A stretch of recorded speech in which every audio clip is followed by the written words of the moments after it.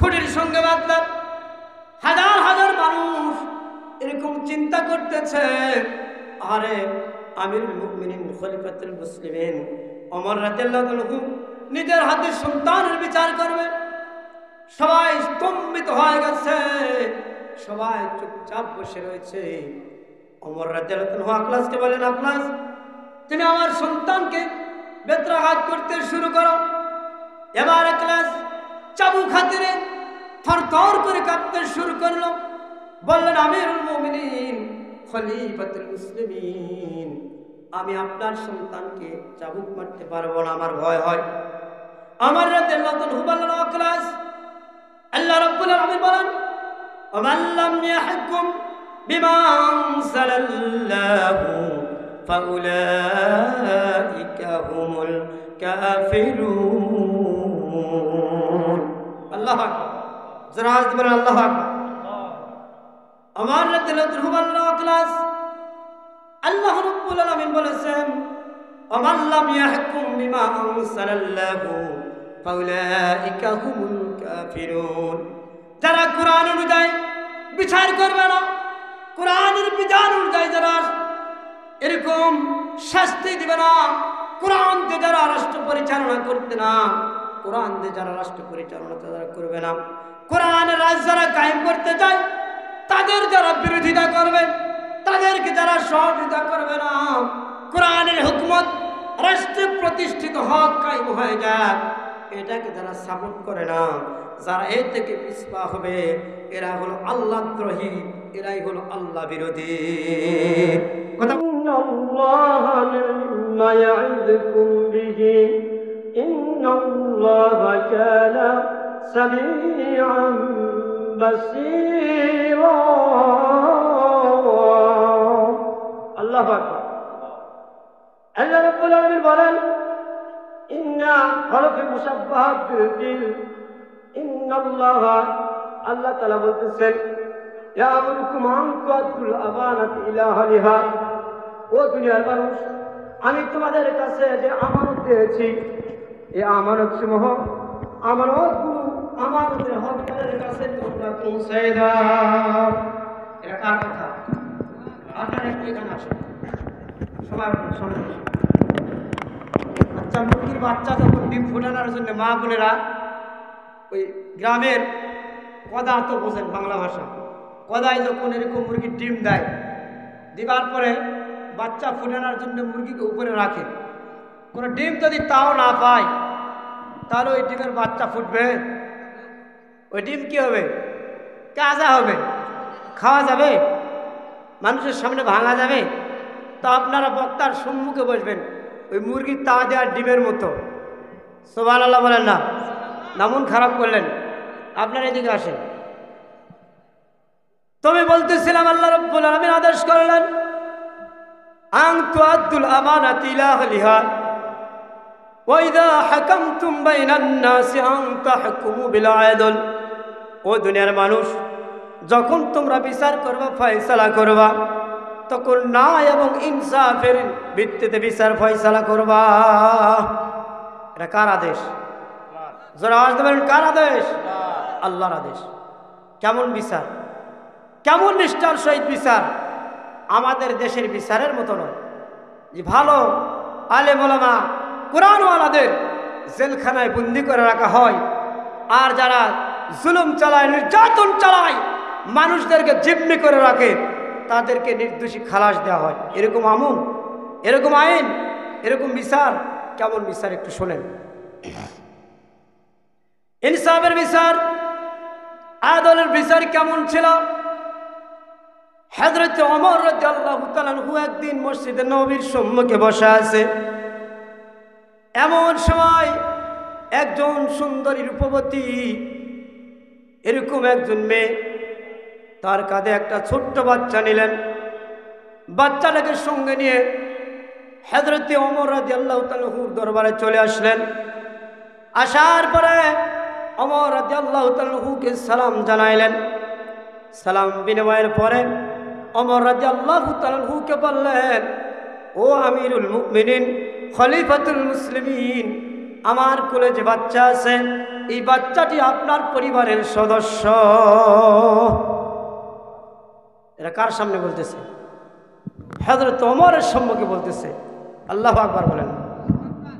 কিতাবের ভিতরে আসছে যে ওমর রাদিয়াল্লাহু তাআলা যখন কোন রাস্তাতে যাইতো 40 দিন পর্যন্ত শয়তান ওই রাস্তা দিয়ে কখনো যাইতো না। সুবহানাল্লাহ। কতদিন? 40 দিন। সেই ওমরের সম্মুখে মদিনার রাষ্ট্রপতি ওমর রাদিয়াল্লাহু তাআলা তার সম্মুখে এই মেয়ে বলতেছে, আমিরুল মুমিনিন খলিফাতুল মুসলিমিন, এই ছোট্ট বাচ্চাটি আপনার পরিবারের সদস্য।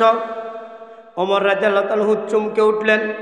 অনেক সময় মানুষ যখন কোনো অসংখ্য কোনো দুঃসংবাদ, নিজের ব্যাপারে কোনো এরকম দুঃসংবাদ শুনতে পায়, ওই সময় দেখবেন মানুষ কিন্তু এরকম চমকে দাঁড়ায়। অনেক সময় হার্ট অ্যাটাক করে মারাও যায়। কথা বলেন ঠিক কিনা? যেমনি করে বিগত 17 বছর ধরে 4 জন আলেম ওলামা, 4 জন হুজুর যখন একত্রিত হয়েছিল, এরকম চা খাবার জন্যে স্টলে বসেছিল, এমন সময় কেউ যদি আর কিরসনে বলতো, হুজুর পুলিশের গাড়ি এই দিকে আসতেছে, হুজুর কি ওখানে বসেছিল না দৌড় মারছিল? কথা বলেন না কেন? এটা কি সংবাদ? আচমকা সংবাদ, অজাতা সংবাদ। এমনি করে আমিরুল মুমিনিন খলিফাতুল মুসলিমিনের সম্মুখে যখন মেয়েটি বলল, ও আমিরুল মুমিনিন খলিফাতুল মুসলিমিন, ও মদিনার রাষ্ট্রপতি, আমার কোলে যে ছোট্ট বাচ্চা রয়েছে, এই বাচ্চা হলো আপনার পরিবারের সদস্য। হযরত ওমর রাদিয়াল্লাহু তাআলা চেয়ার থেকে দাঁড়াইলেন। এরকম ওমর রাদিয়াল্লাহু তাআলা নিজেকে ধরে রাখতে পারতেছিলেন না। ওমর রাদিয়াল্লাহু তাআলা বললেন, ও মেয়ে, মুখ সামলে কথা বলবে, অযথা কোনো কথা বলো না। কেমন করে আমার পরিবারের সদস্য? এবার মেয়েটি বললেন, ও আমিরুল মুমিনিন খলিফাতুল মুসলিমিন, এই ছোট্ট বাচ্চাটি আপনার সন্তান আবু শামার ছেলে। সুবহানাল্লাহ। কার সন্তান? ওমর রাদিয়াল্লাহু তাআলা বললেন, কেমন করে, কিভাবে? এবার যুবতী মেয়েটি বলল, আমি একদিন খেজুরের বাগানের পাশ দিয়ে যাইতেছিলাম, এমন সময় আপনার ছেলে আবু শাহামা ইহুদিদের খপ্পরে পড়ে এরকম কি জানি খেয়েছিল, তার মাথাটা টাল মাটাল হয়েছিল। ওই সময় আমাকে খপ করে ধরে নিয়ে খেজুরের বাগানে গিয়ে আমার সঙ্গে নির্যাতন চালিয়েছিল, আমার সঙ্গে দুর্ব্যবহার করেছিল। এমন সময় এই শিশু বাচ্চাটি কিছুদিন পরে আমি অনুভব করতে পারলাম, এই ছোট্ট বাচ্চাটি আমার পেটে, আমার গর্ভে চলে এসেছে। কি হয়েছে? এই অবৈধ সন্তানটা আমার পেটে চলে এসেছে। আমিরুল মুমিনিন খলিফাতুল মুসলিমিন, আমি কি করব? লোক লজ্জার আড়ালে আমার পরিবারের ভিতরে কথাটি গোপন করে রেখেছিলাম, কিন্তু আস্তে আস্তে যখন আমার পেটের ভিতরে এই বাচ্চাটি অনেক বড় হয়ে গেছে, যখন আমার প্রসব বেদনা শুরু হয়ে গেল, এমন সময় আমি মরুভূমির প্রান্তরে চলে গেলাম, আর ছোট্ট বাচ্চাটিকে আমি প্রসব করলাম। আমি তাকে হত্যা করার জন্য চিন্তা করলাম, কিন্তু মনে মনে ভাবলাম, আমি যদি এই বাচ্চাটিকে হত্যা করি, কিয়ামতের দিন আল্লাহ রাব্বুল আলামিন এই বাচ্চা হত্যার দায়ে যদি আমাকে আদালতের কাঠগড়ায় দাঁড় করায় দেন, ওই দিন আমি আল্লাহ রাব্বুল আলামিনের দরবারে কি জবাব দিব? সুবহানাল্লাহ। আসতে বলেন।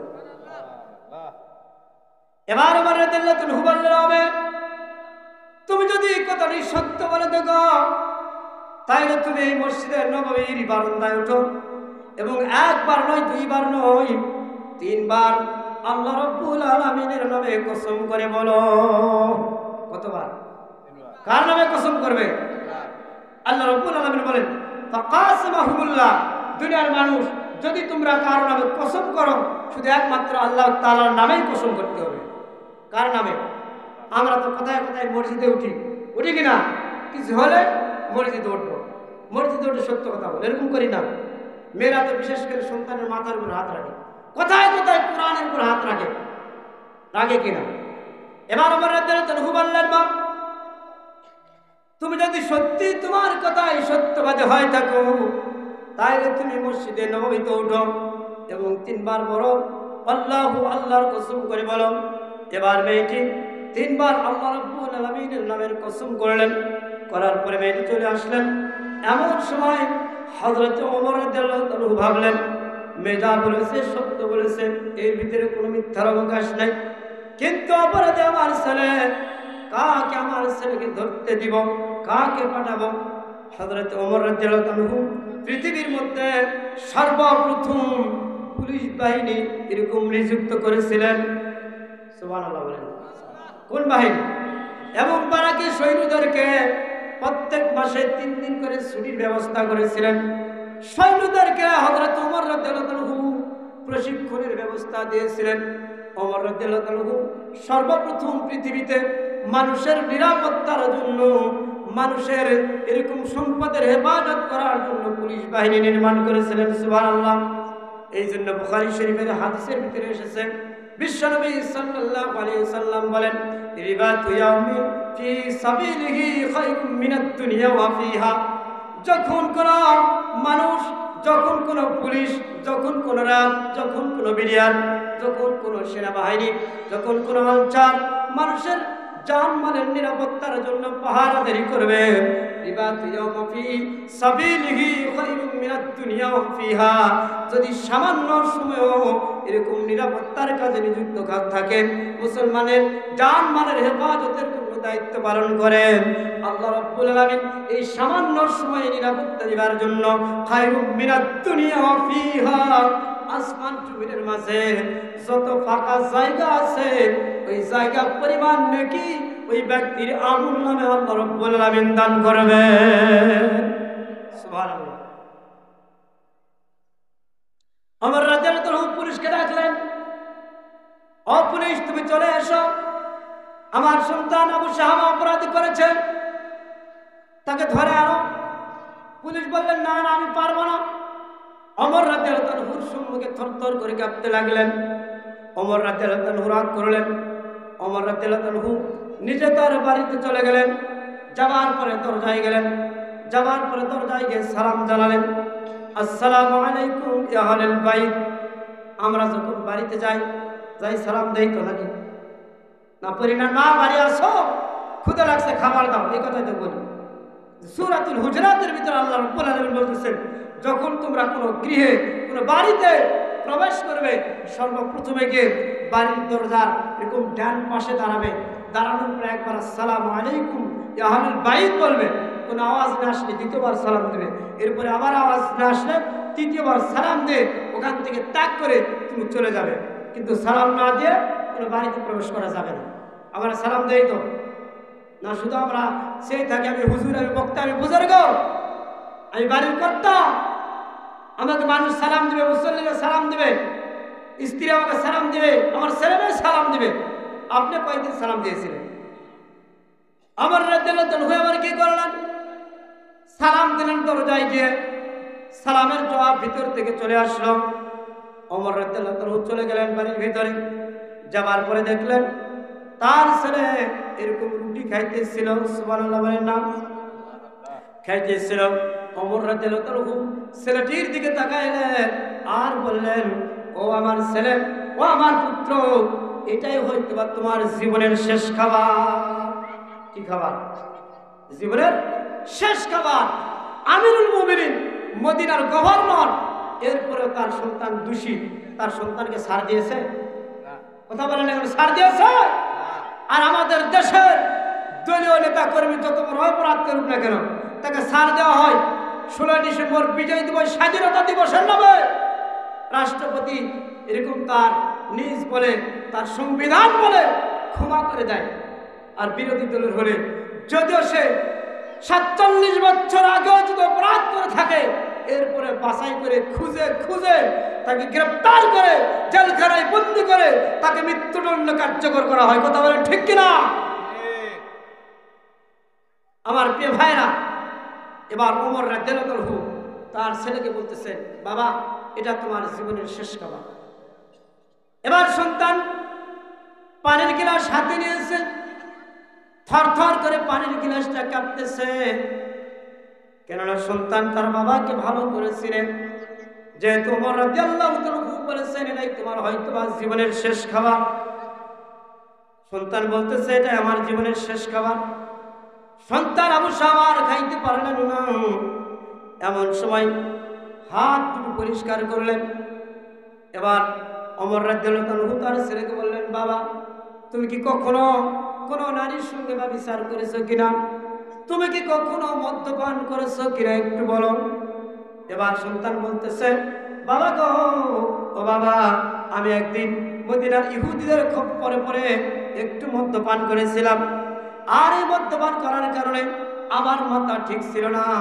আমি এরকম একজন সুন্দরী মেয়েকে দেখতে পেয়েছিলাম, আর ওই মেয়ের ইজ্জতের উপর, সতীত্বের উপরে আমি হানা দিয়েছিলাম।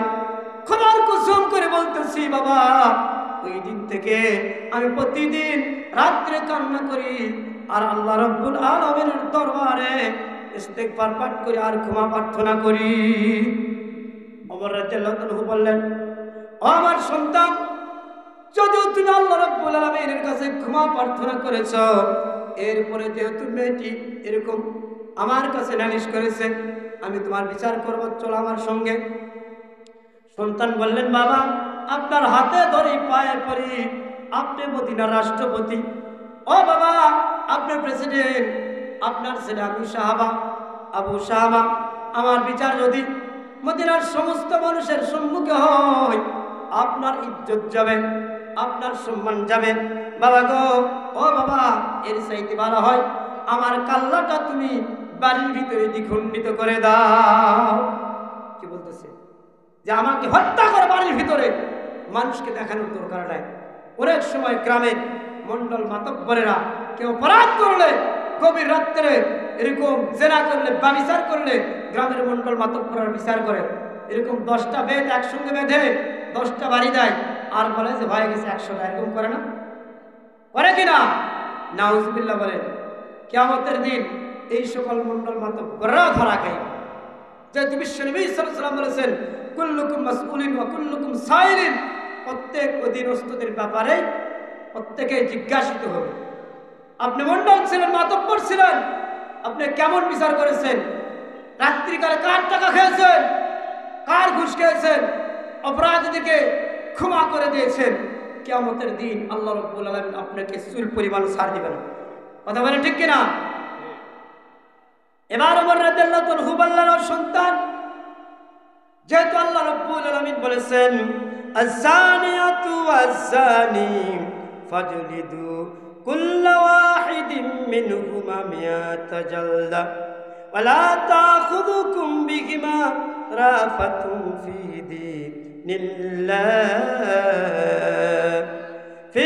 দীনিল্লাহি ইন কুনতুম তু'মিনুনা বিল্লাহ ইন কুনতুম তু'মিনুনা বিল্লাহি ওয়াল ইয়াউমিল আখির ওয়াল ইয়াশহাদু আযাবাহুমা তাইফাতুম মিনাল মুমিনিন। আল্লাহু আকবার।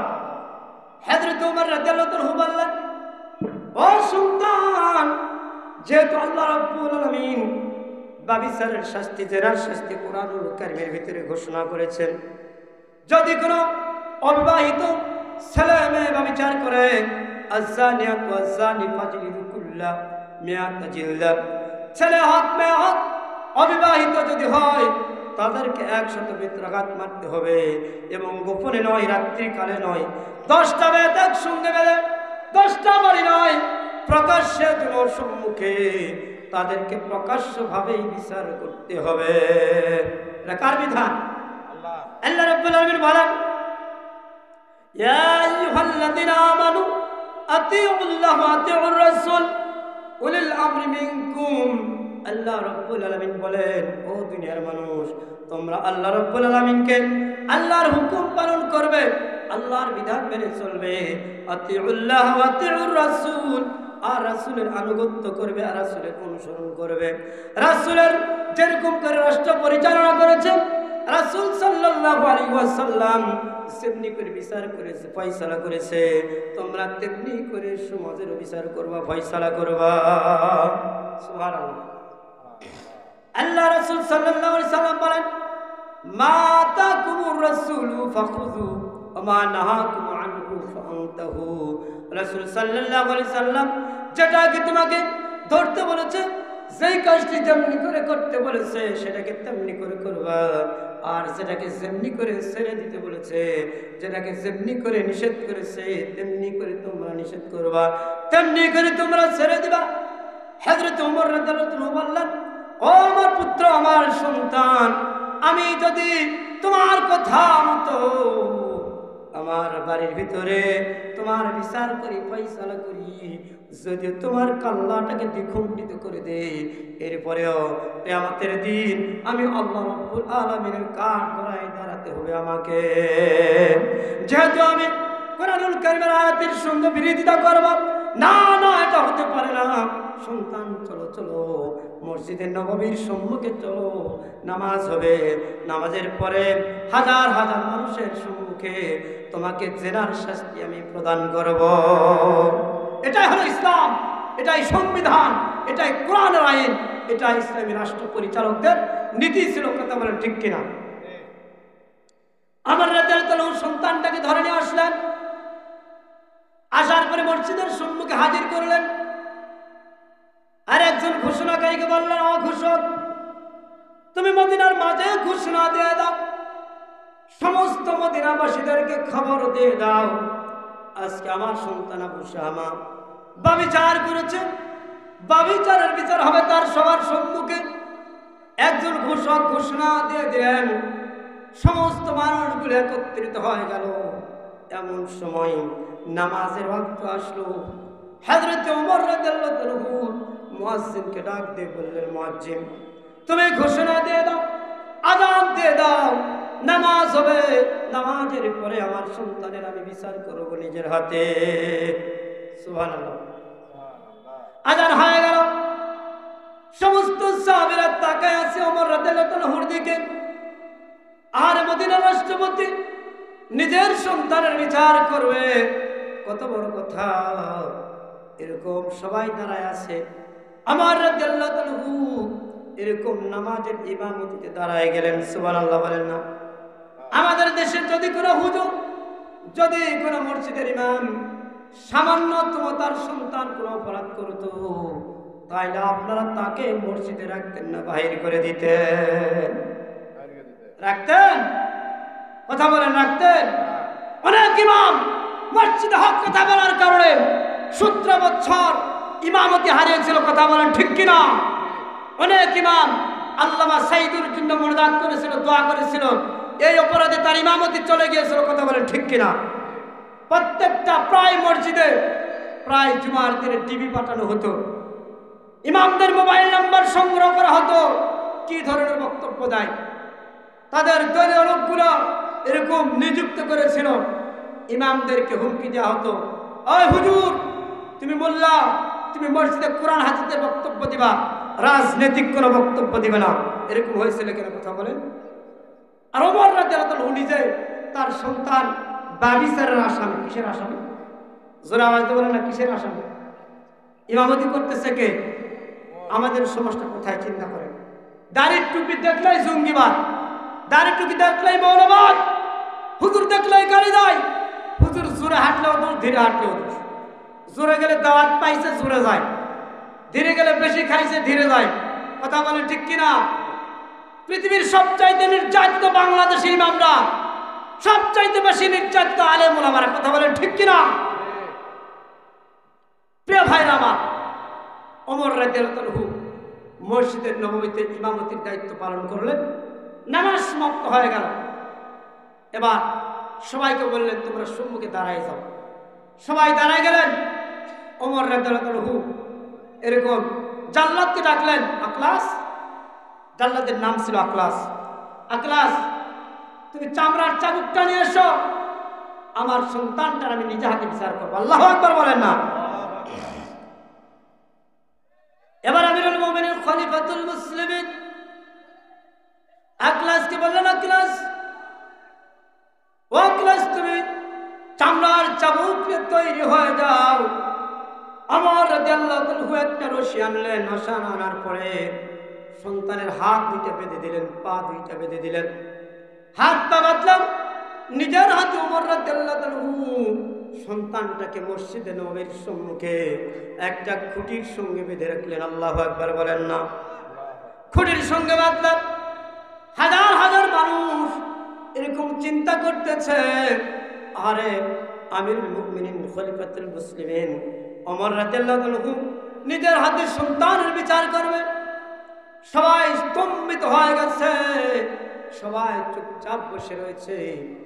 ওমর রাদিয়াল্লাহু আনহু আখলাসকে বলেন, আখলাস তুমি আমার সন্তানকে বেত্রাঘাত করতে শুরু করো।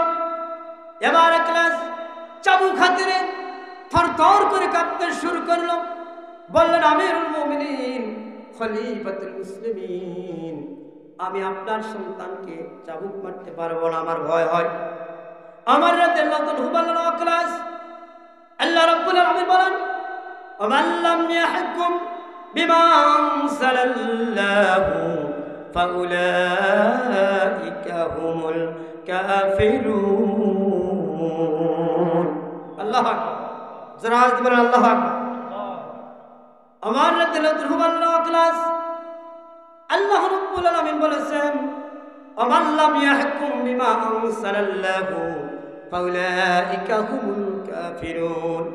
যারা কোরআন অনুযায়ী বিচার করবে না, কোরআনের বিধান অনুযায়ী যারা এরকম শাস্তি দিবে না, কোরআন দিয়ে যারা রাষ্ট্র পরিচালনা করতে না, কোরআন দিয়ে যারা রাষ্ট্র পরিচালনা যারা করবে না, কোরআনের রাজ যারা কায়েম করতে চায় তাদের যারা বিরোধিতা করবে, তাদেরকে যারা সহযোগিতা করবে না, কোরআনের হুকুমত রাষ্ট্রে প্রতিষ্ঠিত হক কায়েম হয়ে যায় এটাকে যারা সাপোর্ট করে না, যারা এর থেকে পিছপা হবে, এরা হলো আল্লাহ দ্রোহী, এরাই হলো আল্লাহ বিরোধী। কথা বলে ঠিক কিনা? একদল লোক আছে না আমাদের দেশে বলতেছে, মোল্লারা সংসদ থেকে কি করবে, মোল্লারা মসজিদে থাকবে, আল্লাহ আল্লাহ জিকির করবে, এরকম বলে কিনা? ওই যে মুস্তাক ফৈজি পীর সাহেব তার ভাষায় বলেছিল, মুরব্বী 51 বছর এই বাংলাদেশ স্বাধীন হয়েছে, 51 বছর ধরে অনেক দল ক্ষমতায় বসেছিল, অনেক দলকে দেখা হয়েছে, অনেকে অনেক খাইছে, অনেক দেখছি, এবার আর না, ইসলামী রাষ্ট্র এই বাংলার জমিনে সকলেই চান ইসলামী রাষ্ট্র প্রতিষ্ঠিত হোক। কারা কারা চান দুহাত তুলে আল্লাহকে দেখান, লিল্লাহি তাকবীর। আল্লাহর জমিনে আল্লাহর দ্বীন একদিন কায়েম হবে ইনশাআল্লাহ, বলেন না?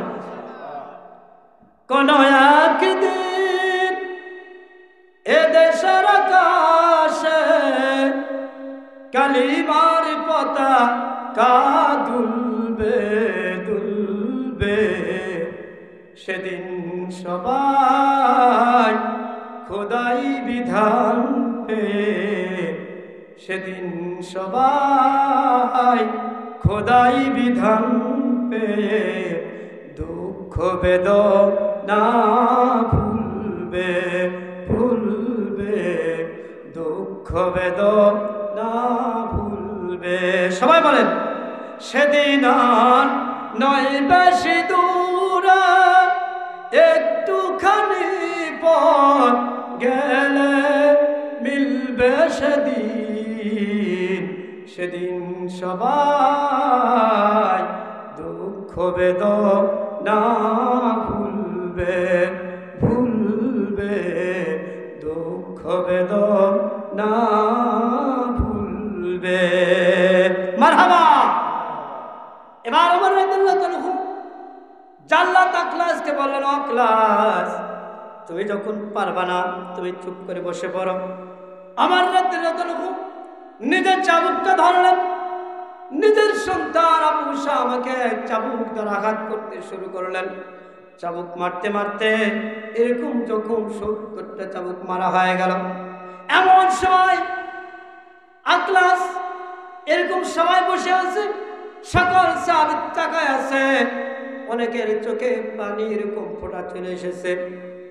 হযরত ওমর রাদিয়াল্লাহু আনহুর সন্তান আবু উসামা এরকম অস্থির হয়ে গেলেন, মাটিতে লুটে পড়লেন, এরকম পানি চাইলেন বাবার কাছে, বাবা আমাকে 1 গ্লাস পানি দাও, আমি পান করব, আমার কলিজা ফেটে যায়।